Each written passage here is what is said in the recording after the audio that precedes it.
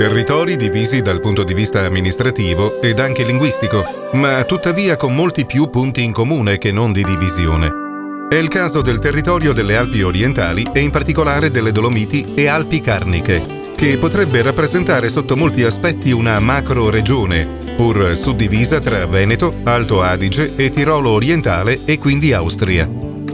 Una macro-regione uniforme sotto l'aspetto ambientale e naturalistico di assoluto pregio, con eccellenze sotto tutela UNESCO.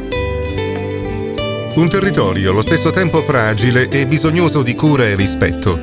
A ben rappresentare questa uniformità, pur tra aree amministrativamente divise, sono le cooperazioni interreg del CLLD Dolomiti Live, nello specifico rappresentate dai gruppi di azione locale della Pusteria, dell'Alto Bellunese e del Tirolo orientale. In qualità di presidente del GAL Val Pusteria sono molto contento e anche fiero di questa collaborazione che ormai abbiamo sviluppato e cementato insieme ai nostri partner dell'Alto Bellunese e anche dell'Ostirol. Questa collaborazione che abbiamo sviluppato ormai da tanti anni ci ha dato anche molte soddisfazioni, sia in termini di studi, ma anche in termini di risultati concreti.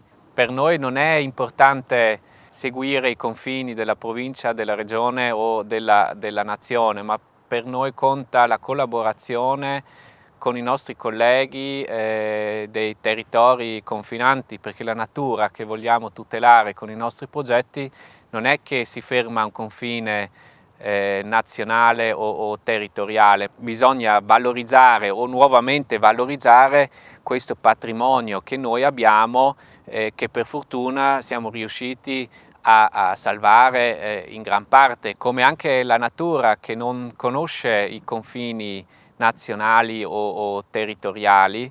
Anche noi esseri umani dobbiamo nuovamente imparare a collaborare anche oltre. Lo stiamo facendo nell'ambito di questi progetti Interreg. Seppur diversificati nei contenuti e obiettivi, vi sono dunque alcuni progetti comuni in corso che interessano gli aspetti naturalistici di questa regione delle Alpi orientali.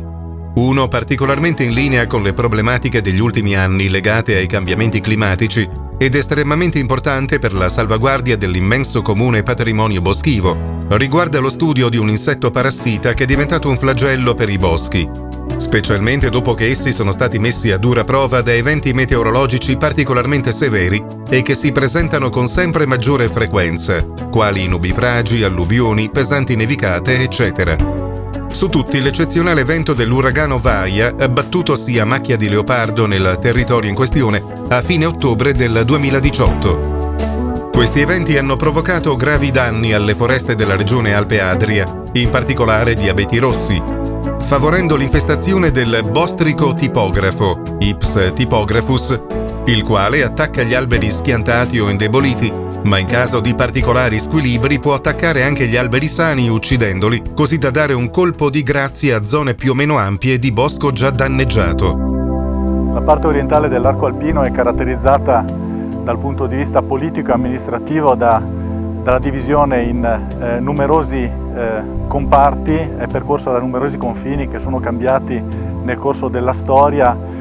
Ora siamo tutti sotto il comune ombrello dell'Unione Europea e a fronte di questo comune ombrello abbiamo anche un altro comune denominatore che è di carattere naturale, perché in realtà il bosco dell'arco alpino non conosce confini netti, è caratterizzato da una relativa uniformità e quindi è interesse e istanza comune parlarsi, dialogare tra province, tra istituzioni, tra università, per avere uno scambio produttivo e proficuo di conoscenze tra le varie istituzioni tecniche e scientifiche presenti sul territorio. Noi pensiamo al bosco dell'arco alpino anche come a un importante comparto dell'economia che a vario livello occupa una nicchia importante delle varie economie locali. L'economia forestale, soprattutto oltre confine, ma non solo, ha un'importanza economica assolutamente di rilievo. In questo quadro politico, economico e territoriale si inseriscono una serie di iniziative di ricerca comune, quindi transfrontaliere, che mirano appunto a migliorare lo stato dell'arte nella conoscenza di un coleottero scolittide, di un piccolo coleottero che è nostro ospite fisso nei nostri boschi di abete rosso, che è l'Ips typographus, chiamato comunemente bostrico tipografo. È un piccolo coleottero cilindrico di 5 mm di lunghezza, specifico dell'abete rosso, che colonizza lo strato immediatamente sotto la corteccia della pianta, invadendola e interrompendo il flusso della linfa elaborata dalle piante verso gli organi periferici della pianta, condannandola di fatto a morte. Va detto che il bostrico attacca normalmente piante deperienti, indebolite, morenti, oppure piante abbattute sul letto di caduta ancora fresche. Come molti insetti, anche il bostrico è caratterizzato da una facoltà di riprodursi nelle opportune condizioni in maniera molto veloce, con incrementi esponenziali. In questo quadro si inserisce l'evento eccezionale della tempesta Vaia, che alla fine di ottobre del 2018 ha interessato un totale di 5.900 ettari nella nostra provincia, quella di Bolzano, per una massa stimata di 1,5 milioni di metri cubi. Ora, avere tutta questa legna a terra era un'occasione ghiotta per il bostrico per provare a riprodursi in maniera significativa, esponenziale. In questa maniera, in fase acuta di gradazione, il bostrico è in grado anche di aver ragione di piante sane. Normalmente la pianta sana è in grado di respingere l'attacco del bostrico con l'emissione di resina, che blocca sul nascere l'attività di scavo dell'insetto adulto. Però se l'attacco è massiccio e simultaneo di 400-500 individui sulla singola pianta, la pianta ospite soccombe all'attacco e è destinata a morire. Vaia ha fatto danni ingentissimi sia nella provincia di Bolzano che in quella di Trento, che nella provincia di Belluno e anche nel Tirolo orientale. E quindi è un'ennesima prova che questo comune denominatore dell'arco alpino ha senso di essere preso come unità di riferimento. La situazione contingente del post-Vaia ha dato impulso a un progetto Interreg, quindi un progetto transfrontaliero di ricerca incentrato sul bostrico, di cui appunto si accennava poco fa.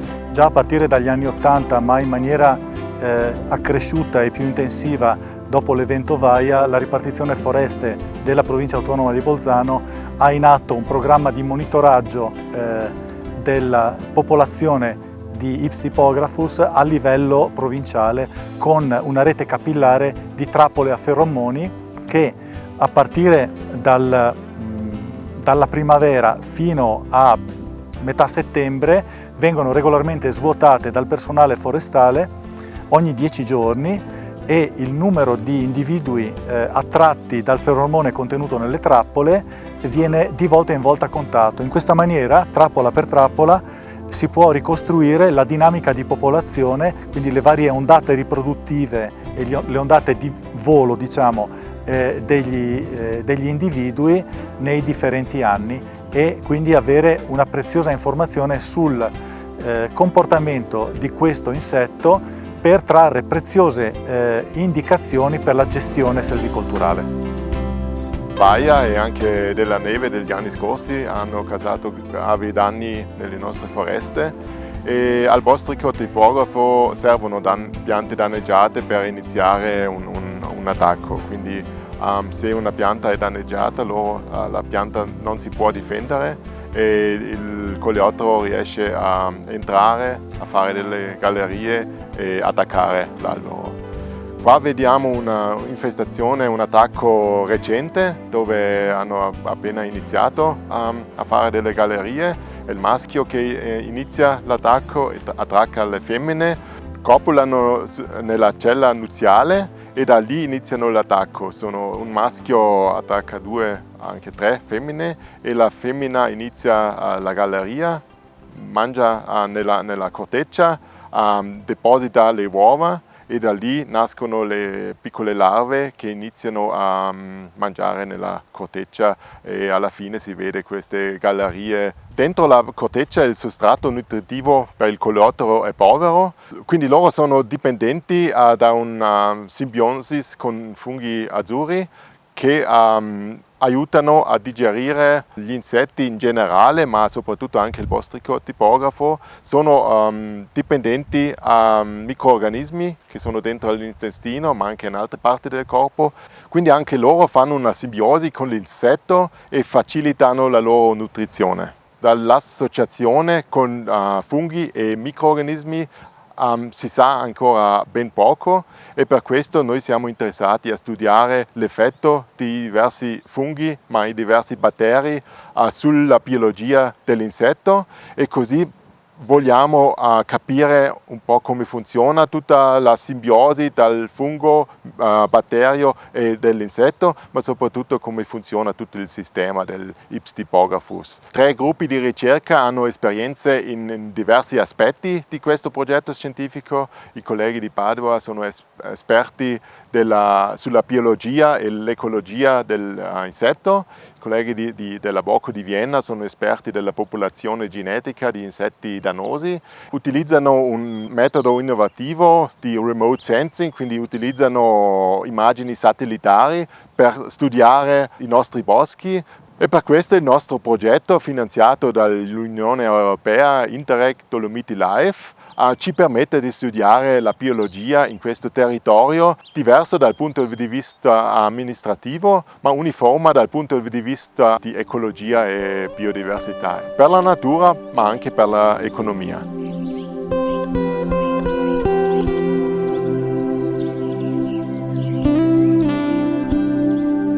Un territorio alpino splendido ma delicato, dove eventi particolari, alle volte anche poco percettibili, possono provocare degli scompensi in grado di comprometterne gli equilibri naturali.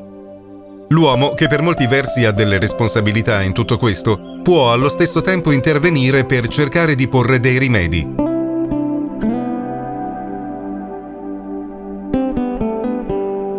Io sono Giulio Menegus, sono borsista dell'Università di Padova e seguo il progetto Zone Umide del territorio DL per l'Università di Padova e nella zona di Lozzo di Cadore, dove ci troviamo in questo momento. Siamo al Pian dei Buoi, dietro di me, alle mie spalle, c'è il Laghetto delle Sepolture, che è l'ultimo sito di acque libere di tutto il gruppo montuoso delle Marmarole, dell'Antelao Rapis. È un sito che necessita di una particolare protezione a seguito di alcuni eventi negli anni passati e probabilmente anche di fenomeni di più lungo corso come la gestione del pascolo piuttosto che i cambiamenti climatici. E come questo sito, altri 2 siti, uno a Falzes nella provincia di Bolzano, uno a Oberlinz nello Tirol austriaco immediatamente oltre confine, c'è stata la volontà di intervenire per tutelare delle piccole zone umide e allo stesso tempo per valorizzarle da un punto di vista sia turistico sia culturale, educativo. Stiamo cercando di proteggere il Laghetto delle Sepolture. È un sito molto particolare, l'unico spazio di acque libere rimasto di tutta la zona. Fino a pochi decenni fa si trovavano in questa zona una serie di laghetti su vallette consecutive e questi laghetti sono nella maggior parte dei casi spariti completamente. Nel momento in cui ci si è accorti che anche questo stava venendo rapidamente occluso dalla vegetazione, si è deciso di intervenire per tutelarlo sia dal calpestio da parte di bovini e in effetti per questo motivo abbiamo messo in posa una recinzione elettrificata che impedisce l'accesso agli animali al pascolo. Sia allo stesso tempo lo stiamo studiando da un punto di vista sia idrologico sia biologico, insomma. Stiamo cercando di comprendere il lago, capire come funziona dal punto di vista idrologico, da cosa dipende il livello del lago, quali specie vi si trovano e cosa c'è di importante da tutelare e quali invece sono le problematiche che bisogna affrontare. La volontà di intervenire su delle piccole zone umide umide in 3 regioni geograficamente vicine ma comunque distinte è dovuta al fatto che in queste regioni si osservano delle problematiche simili. Nel corso dell'ultimo secolo soprattutto il cambiamento climatico ma anche e soprattutto il cambiamento socio-economico che ha investito la montagna con l'abbandono dei pascoli e l'arrivo del turismo di massa ha portato a delle modificazioni anche dei ritmi ecologici, dei ritmi degli ecosistemi che hanno accelerato il processo di scomparsa che naturalmente sarebbe occorso dei siti come questo, dei piccoli siti umidi, delle piccole pozze, laghetti, stagni, siti rari che sono sempre più rari nel paesaggio dolomitico e alpino in generale. Nel momento in cui bisogna intervenire per tutelare la natura è più difficile che le comunità e le amministrazioni si rendano conto dell'importanza che questi luoghi hanno all'interno degli ecosistemi in cui si trovano, ma soprattutto anche per le comunità. Ovviamente si tratta di ecosistemi molto particolari che ospitano una biodiversità specifica che è legata strettamente alla presenza dell'acqua. Si parla di una biodiversità vegetale piuttosto che animale molto ricca e allo stesso tempo sono dei luoghi che forniscono una serie di servizi ecosistemici alla comunità, luoghi di una bellezza rara che ospitano delle specie che si comportano oppure che hanno degli stili di vita molto particolari e che possono essere di interesse tanto per il naturalista e per lo studioso quanto per il turista che passa e riesce a godere di questa bellezza. Questa esperienza nasce da una situazione molto critica che si è verificata 3 anni fa, quando in occasione di una siccità molto forte il laghetto si è quasi prosciugato, i bovini hanno iniziato a entrare e con il loro calpestio e le loro deiezioni hanno innescato un processo di degradazione estremamente grave destinato a portare alla perdita della stazione. Queste esperienze facevano parte inizialmente di un ciclo di ricerche che ho condotto personalmente, direi nell'arco di 50 anni, la mia vita, mettendo a confronto quella che era la situazione di 50 anni fa con le trasformazioni avvenute nel corso di mezzo secolo in cui si è passati dalla civiltà silvopastorale a una civiltà completamente modificata in cui la tradizione di gestione del territorio in funzione della zootecnia praticamente si è perduta. La tutela di questo sito rientra, come detto, nell'ambito di una ricerca che ha interessato tutte le stazioni umide del Cadore. Oltre 70 stazioni analizzate in particolare attraverso le libellule considerate come indicatori biologici dei valori e dei cambiamenti avvenuti. Fa parte però di un discorso di portata assolutamente generale, direi planetaria. Con le attuali emergenze ambientali, noi se vogliamo avere un futuro dobbiamo assolutamente difendere le sopravvivenze genetiche dell'ambiente naturale, perché da qua si può ripartire per un recupero di qualità degli ambienti non solo naturali ma degli ambienti in cui viviamo. Per cui il messaggio è questo: sì, il laghetto sono poche decine di metri quadrati, ma il suo significato dovrebbe essere esteso a tutti gli ambienti superstiti a livello planetario e è una delle scommesse per il futuro dell'umanità stessa. Il gruppo promotore del Parco del Marmarole Antelao Sorapis, ora chiamato Parco del Cadore, qualche anno fa venne a contatto col dottor Bonometti che ci fece notare che in questa zona del Pian dei Buoi esisteva questo sito in pericolo di estinzione. Verificato che era veramente importante salvaguardare questa zona, come gruppo e come gruppo promotore abbiamo contattato il comune di Lozzo, quindi l'Università di Padova con la sua sezione staccata di San Vito e poi insieme stabilito che c'era una qualità scientifica da valorizzare. Allora abbiamo contattato il gruppo di azione locale del GAL, il quale insieme a noi e a dei partner della provincia di Bolzano e della parte dell'Ostirol austriaca abbiamo messo assieme questo progetto di salvaguardia e di intervento su questi territori in crisi. L'intervento di per sé potrebbe sembrare modesto nella sua superficie, ma non lo è invece nella qualità degli studi e della ricerca che l'università sta facendo. Il fatto che l'università abbia messo a disposizione le sue competenze e che sia qui in provincia di Belluno che di Bolzano che nell'Ostirol ci siano problemi simili ci fa capire che questa nostra idea di salvaguardare il territorio non è una cosa locale fatta per il contiguo in cui viviamo, ma è un'operazione che deve espandersi a un ecosistema molto più grande che sono le Dolomiti, ma ancora più grande che sono le intere Alpi. La grande importanza di questo sito, per quanto molto minuscolo, è il fatto che è assolutamente isolato in un territorio vastissimo. Quindi è l'unica stazione certa, ad esempio, di riproduzione in tutto questo complesso montuoso del tritone alpino. E quindi già questo di per sé sarebbe un elemento sufficiente per proteggerlo. Gli eventi che il sito ha subito, cioè il calpestio, le deiezioni eccetera, hanno innescato delle trasformazioni. Una di queste trasformazioni riguarda per esempio i popolamenti di libellule.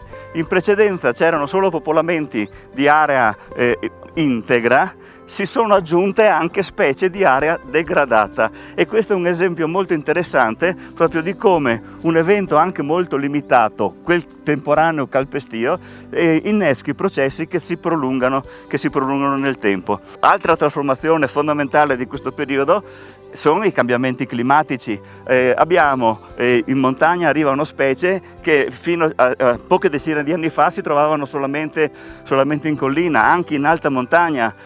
Il messaggio fondamentale è quello di far capire che tutte queste piccole cose che possono sembrare insignificanti sono invece il nodo di una grande rete e che toccando un nodo si fa un intervento su tutta la rete e che quindi l'ecosistema dolomitico che rientra nell'ecosistema alpino è un tutt'uno e salvarne un pezzetto vuol dire avere la possibilità di salvarlo tutto. Oggi stiamo parlando dei progetti Interreg che coinvolge Ostirol, Belluno e Alto Adige e per mantenere questi biotopi, gli animali, le piante, le zone umide. Siamo qua a Falces, esattamente qua al lago di Sengo. Io stesso abbiamo un'azienda che si occupa di produzione di erbe, prodotti d'erbe e oli essenziali, lavoriamo in piena sostenibilità. Mi fa piacere di poter partecipare a questo progetto in modo tale che riusciamo a mantenere questa zona umida che è situata subito prima del lago di Sengo. In particolare è una zona molto bella e vorremmo mantenere questi animali e le piante che si trovano lì. Anche a causa delle condizioni climatiche è diventato più importante. Abbiamo visto il discorso Vaia, abbiamo visto questi temporali ultimamente, perciò queste zone umide è importante proteggerle e mantenerle. Anche creare una zona dove l'uomo può restare, può sentire, ascoltare, può sentire tutte queste sensazioni che si trovano lì, perché maggiormente la gente passa senza rendersi conto. Vorremmo allargare o creare delle zone dove questi animali possono vivere. A causa di questi fenomeni meteorologici bisogna cercare di mantenere ancora in più queste poche zone rimaste, zone umide, perché questi ruscelli spariscono, si deformano e anche lì gli animali non hanno più lo spazio e la possibilità di vivere in questi posti. Perciò dobbiamo intervenire noi con questi progetti a mantenerli per il futuro. Siamo qui dove vorremmo fare questo progetto, qui c'è il ruscello. Vorremmo creare dei posti dove la gente può sedersi, può ascoltare, può sentire e ascoltare la natura e rendersi conto ciò che abbiamo ancora, ciò che abbiamo mantenuto e vorremmo mantenere anche per il futuro. Una terza operazione congiunta tra alcuni comuni del Tirolo orientale, della provincia di Belluno e di quella di Bolzano riguarda la salvaguardia e la valorizzazione del tesoro naturalistico anche in una forma, diciamo, più soft, attraverso il progetto Spazi Verdi nei Comuni. Aree normalmente non valorizzate attorno ai centri abitati o curate in modo standardizzato possono invece essere utilizzate ancora una volta per favorire la biodiversità autoctona, in supporto anche al prezioso lavoro degli insetti impollinatori e utile per l'uomo sotto l'aspetto didattico. Comune di Lavalle sta già da alcuni anni progettando di abbellire il centro del paese e alcuni mesi fa siamo stati contattati dal Regional Management di Ostirolo che appunto c'è questo progetto e che cercavano dei partner per partecipare al progetto Interreg degli spazi verdi nei comuni. E subito siamo stati interessati, ci siamo messi d'accordo allora col comune di Perarolo e di Virgen nell'Osttirol per cominciare a fare questo progetto. L'idea era quella di riuscire un po' a presentare le Dolomiti anche nel centro del paese, perciò volevamo avere le piante autoctone che si trovano anche qua in giro e non delle piante mari che si trovano in ogni città. Volevamo fare delle zone dove la gente può fare un giro a piedi, vedere le piante di qua delle Dolomiti, tipo magari il pino mugo, la stella alpina, anche le orchidee che si trovano anche per i prati dell'Armentara. Tutti questi fiori che sono in giro sulle nostre montagne volevamo portarli proprio in centro del paese, riprodurre le zone vegetazionali che si trovano nelle diverse altitudini delle Dolomiti nel centro del paese, dove la gente poi può farsi un giro e farsi un'idea di quello che trovano anche sopra i 2000 metri, magari anche di più. Il problema maggiore sarà quello di riuscire a portare giù le piante che sono abituate a crescere magari a 2000 metri, che trovano una zona molto più calda. Quello sarà il problema dove speriamo che troviamo qualcuno che ci dà una mano, qualche esperto. L'importanza del progetto sarebbe anche quella di far conoscere le piante non solo agli ospiti ma anche alla gente del posto che vive qua, che magari gira in montagna però non conosce ancora le piante, tipo un giardino botanico delle Dolomiti nel centro del paese. Secondo me è una cosa molto innovativa perché non saprei in giro da qualche parte se ci sono ancora altri paesi o città che hanno abbellito le zone verdi in questo modo. Da questa panoramica sui progetti Interreg rivolti alla salvaguardia del patrimonio naturalistico della nostra regione alpina, si può comprendere quanto dietro la superficiale impressione di incontaminata amenità si celino minacce di diverso ordine. L'uomo può e deve fare quanto è nelle sue possibilità, non solo per non incidere negativamente, ma anche per correggere gli squilibri dell'ecosistema che ricadrebbero in qualche modo su se stesso. Aspetto questo che almeno gran parte della popolazione fatica ancora a cogliere.